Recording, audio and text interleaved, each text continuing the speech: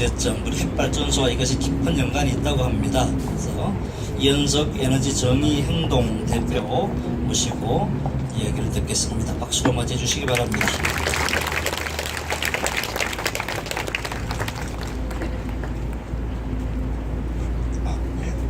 소개받은 에너지 정의 행동의 이현석이라고 합니다. 반갑습니다. 올해 참 더우셨죠? 올해 더위가 1994년도 그때 아마 기억하시는 분들은 굉장히 더웠던 날로 기억하실 겁니다. 그만큼 더웠다, 이제 그보다 더 더웠다 이런 얘기들이 있습니다. 올해 더위는 몇 가지 저는 의미가 있었던 것 같습니다. 혹시 역대로 대한민국이 생긴 이후로 가장 큰 기상재해로 인해서 가장 많은 사상자가 생긴 게 언제인지 아십니까? 방금 제가 말씀드렸던 94년도 더위입니다. 많은 분들은 사라오 태풍이나 홍수 뭐 이런 여러 가지 태풍이라고 생각을 하시는데요. 1950년대 사라오 태풍 때 돌아가신 분이 1,200~300분 정도 계신답니다.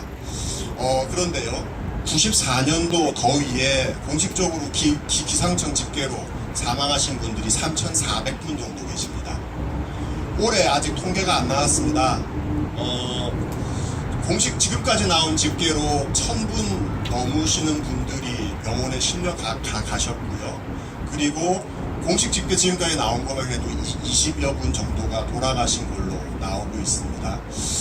제가 누진제 논란, 전기요금 얘기 이런 얘기를 요 한 몇 주 사이에 계속 하는데요. 꼭 이런 자리에서 한 가지 드리고 싶은 말씀이 있습니다. 누진제도 중요하고 다른 문제도 중요한데 사실은 기상재난이 생긴 겁니다. 8월 초에. 그리고 그것 때문에 아마도 많은 분들이 안타깝게도 세상을 떠나셨을 겁니다.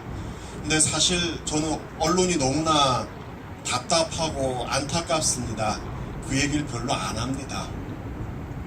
실제로 교도소, 부산 지역으로 저는 알고 있었는데요. 교도소에서도 2분이나 더위에 사망하신 걸로 되어 있습니다. 많은 노동자들이 길에서 나와서 당시에 다 일을 했고요.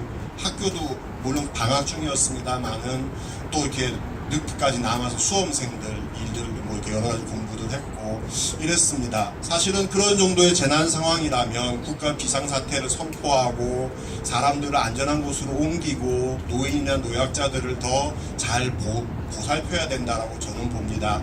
근데 그러지는 못했죠.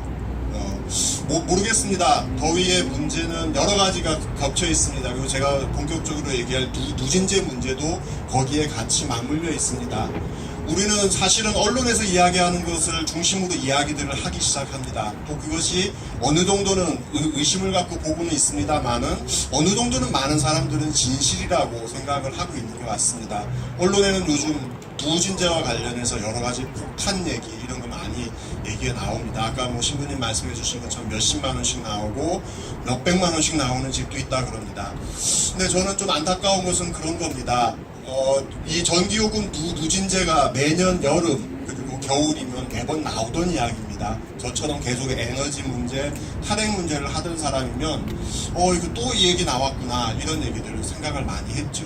근데 안타깝게도 정부는 이 문제에 대해서 그것이 맞고 틀리든 어쩌든지 간에 이것을 국민들의 목소리를 듣고 그것을 정책에 반영하고 요금에 반영해야 될 의무가 있습니다. 근데 지금 그러지 않고 있습니다.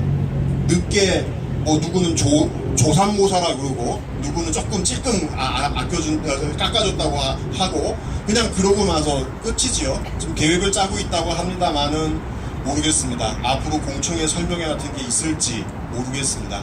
지금까지 전기요금을 책정하는 과정에서 우리는 한국전력이라는 공기업에 의해서 100% 전기를 사고 있습니다만은 전기요금에 대해서 제대로 된 설명의 공청회 한번 돼본 적이 없습니다.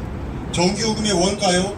누구는 원가 이하라고 그러고 누구는 원가 이상이라고 그러고 얘기도 다 다릅니다. 원가 공개하고 있지 않습니다.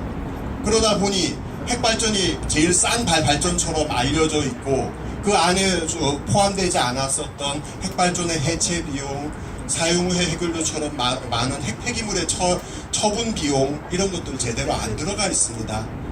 아무것도 우리는 사실 알지 못합니다. 다만 여름철 한동안 난리가 나면 그냥 잠시 찔끔 전기요금을 깎아주고 그거면 마치 문제가 끝난 것처럼 어느덧 시원해지고 나서 이렇게 그냥 지나가 버린 것 같습니다. 올해 저는 굉장히 충격적인 경험을 했습니다. 여러분들 다 경험을 하셨을 텐데요. 낮 동안 굉장히 더웠고 저녁 때도 더워서 저는 매일 선풍기를 켜놓고 잤습니다. 근데 며칠 전에 갑자기 기온이 뚝 떨어졌죠. 선풍기 켜놓고 자다가 새벽에 얼어 죽는 줄 알았습니다. 창문 다 열고 선풍기를 켜고 잤는데 새벽이 되니까 추워진 거죠. 기상급변이 벌어진 겁니다. 하루 사이에 여름이 가을이 돼버렸습니다. 근데요, 앞으로 그런 일이 더 생길 겁니다. 이제 시작입니다. 우리 농담처럼 이 광화문 이 한복판에 아마도 앞으로 바나나가 열리고 파인애플이 열릴 거라고 기후변화하는 사람들 반 농담 반 진담으로 얘기했습니다. 아열대 기후가 되고 있는 거죠. 기후가 바뀌고 있습니다. 우리가 그동안 내뿜었던 이 곧 지나가는 자동차에서 나오는 온실가스, 석탄화력발전소에서 나오는 온실가스, 이런 것들이 다 우리의 기후를 엉망진창으로 만들고 있는 거지 않겠습니까? 거기에 저는 한 가지 더해서 앞서서 안동교구의 우리 송성훈 신부님 얘기해 주신 것처럼 핵폐기물 문제가 핵발전소의 문제가 함께 있다고 봅니다. 우리가 매일 에너지를 쓰고 있고 이것도 이렇게 휘황찬란하게 번쩍번쩍 거립니다. 이 전기 공짜 아닙니다. 돈을 낸다는 의미가 아니고요.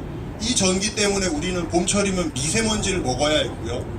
그리고 어느 지역에서는 핵폐기물 때문에 또는 어느 지역에서는 핵발전소 때문에 지금도 몇십 년째 싸우고 있습니다. 저는 누진제로 전기요금이 많이 나오는 곳으로 그리고 그것으로 정부가 불통을 보이고 있는 곳으로 분노해야 된다고 봅니다.